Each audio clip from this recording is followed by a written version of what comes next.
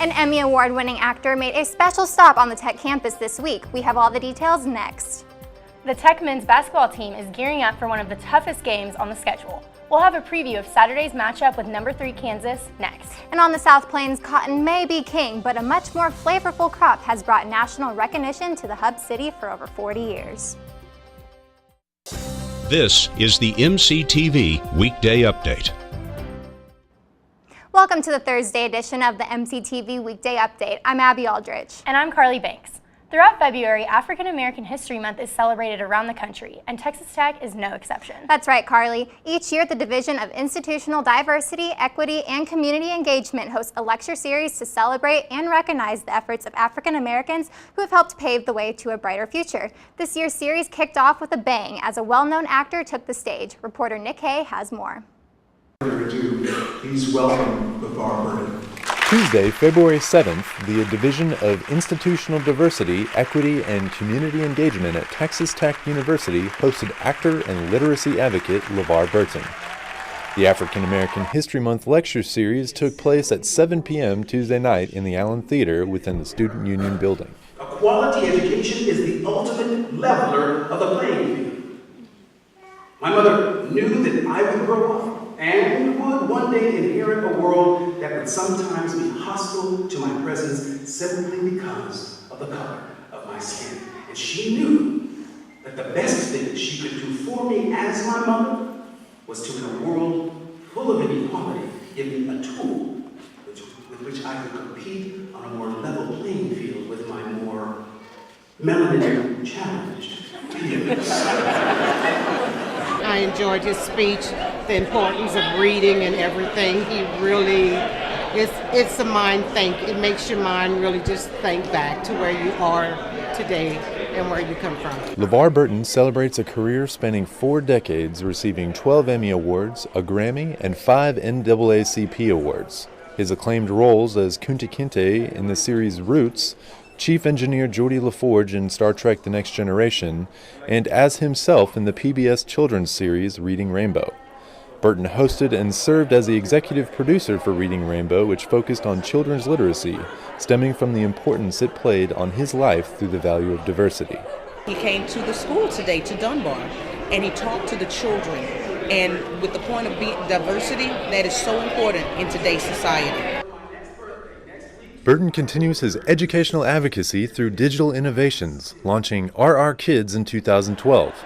Reading Rainbow's storytelling methods can now reach a new generation of children with modern resources. RR Kids houses over 16 million books and videos currently and is the #1 educational app on iTunes. Literacy is the windows to our future, and just like Danielle was saying about how it inspired her life, how it helped her transcend. If you look at the line and you look at the audience that was here tonight, you had several different generations. You know, I was telling people I was 8 when Roots first came out, and then my daughters, I would sit with them and watch Reading Rainbow. And so I think his work and his body of work influences generations of individuals. Burton continues his legacy as a leader in diversity and literacy with the publication of his first book, The Rhino Who Swallowed a Storm. The aim of the book is to help young readers manage the difficulties that life presents. For MCTV, I'm Nick Hay. The 2017 African American History Month lecture series continues next week at the Allen Theater. Acclaimed author and entrepreneur Wes Moore will speak on Thursday, February 16th at 7 p.m. Moore is a veteran, former Rhodes Scholar, and founder of his own company, Bridge EDU. Thursday's lecture is free and open to the public, but space is limited. You can pick up free tickets to reserve your seat from Doak Hall, room 101, between now and next Thursday. Ticket holders will be admitted first, and anyone without tickets will be seated at 6:45 p.m. For more information on next week's lecture, you can call the number listed on your screen. In other news, Texas Tech has released new guidelines after a state hiring freeze was announced by Governor Greg Abbott. The freeze was instituted at the beginning of February to help free up funding for the state's 2017 budget. Yesterday, Texas Tech President Lawrence Skovanec sent out an email to faculty, staff, and administrators regarding changes being implemented by the university. Most notably, the president announced that all positions being paid through state funding would be frozen until further notice. However, the university is still able to make hires on positions that are paid by grants or other non-state related funding. Any offers that were made to potential employees before January 31st are still valid, regardless of funding. But for all other hires, the university is implementing a hiring review committee that will determine whether or not a new or vacant position can be advertised and filled.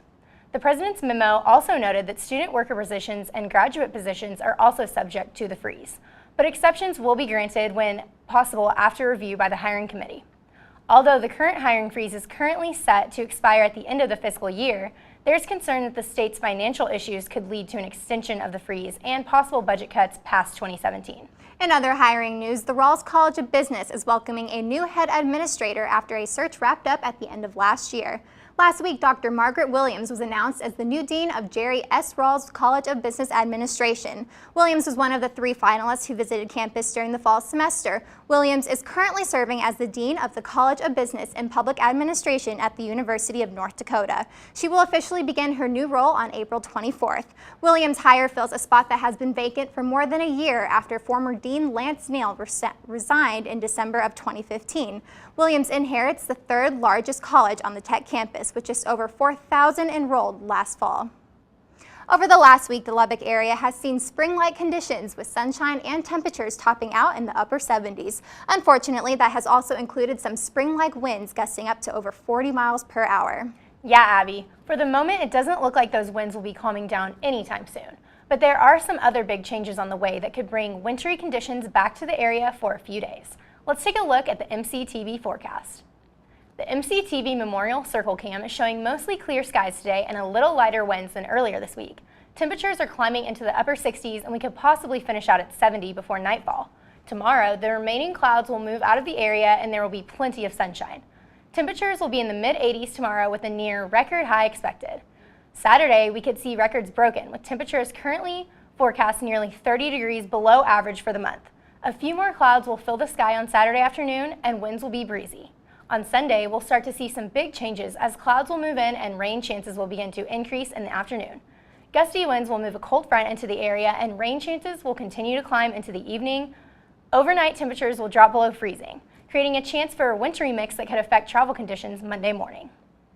On Monday afternoon, temperatures will increase into the upper 30s and the wintry mix should transition to rain. The showers will continue throughout the day and evening and we could possibly see snow overnight on Monday. By Tuesday morning, the weather system will begin to move out of the area and the sun will return by the afternoon. Temperatures will rise into the mid-40s, so any signs of snow should disappear by late morning. However, the lack of clouds, Tuesday's overnight lows will dip below freezing, possibly leading to travel problems again on Wednesday morning. By Wednesday afternoon, temperatures will continue to increase into the upper 50s and clear skies and light winds. Overnight lows will drop again into the 30s, but freezing temperatures should be out of the forecast for the rest of the week. Looking ahead, sunshine and warm temperatures look to bring spring conditions back to the area by next weekend. The Red Raider basketball team has seen its share of ups and downs this season. Since beginning conference play at the end of December, the team has 4 wins and 7 losses. On Tuesday, the Red Raiders went on the road to Fort Worth for a tough battle with TCU. The Red Raiders were on their way to overtime with a chance for their first Big 12 road win, but the Horned Frogs took control in the last 2 seconds of the game as a pair of free throws resulted in 1 point needed to lift TCU to victory.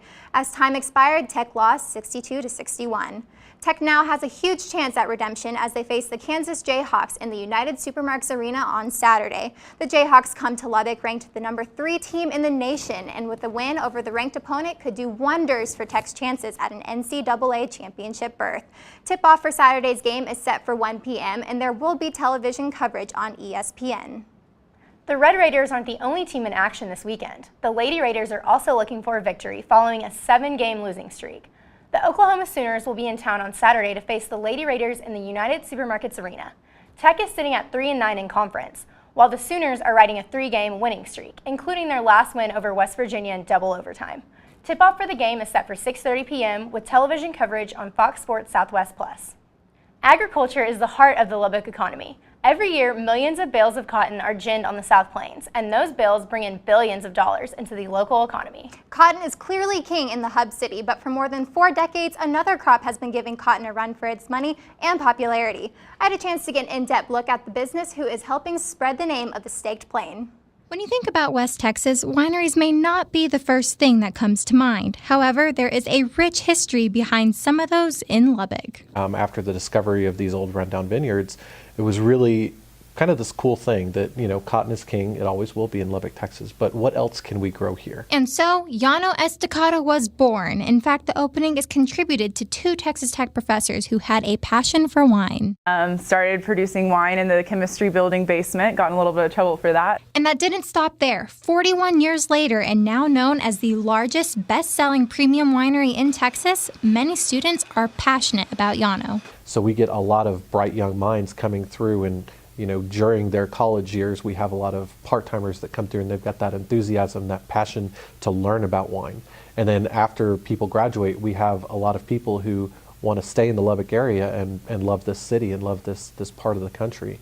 And that passion, that they have when they come out here and apply and when they start their careers here, just kind of goes through all the way until they end their careers here. I think right now we're really trying to focus on the millennials and getting them to come try new wines. We have over 60 wines that we're making now, so there's a lot more variety. I think it goes for a lot more people's tastes than back when we were first creating wine. Obviously only having a few different kinds is a big difference from having 60. Being the largest allows for the ability to do many things others can't. Obviously, we just established an event center last year, but we've been shipping wines for about 7 years now. We've had a wine club for about 8 years now.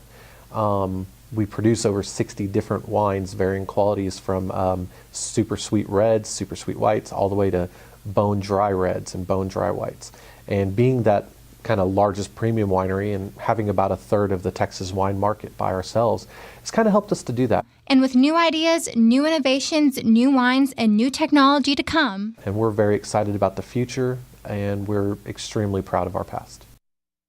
As we mentioned earlier, winter is just about to make a return to Tech Campus. But before it does, you can take advantage of the warmer temperatures and enjoy some free entertainment. Let's take a look at the MCTV events calendar.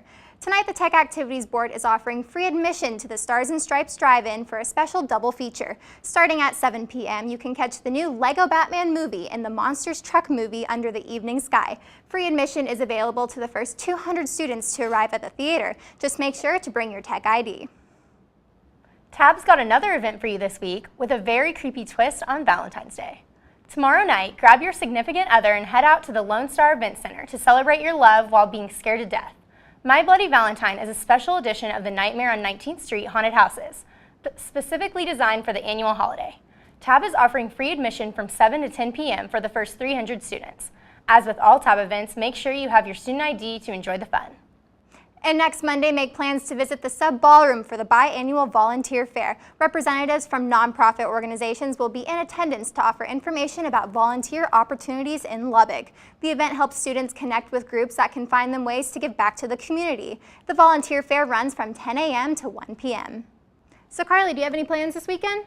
Well, we're going to La Diosa, remember? That's right. That's our plans for tomorrow.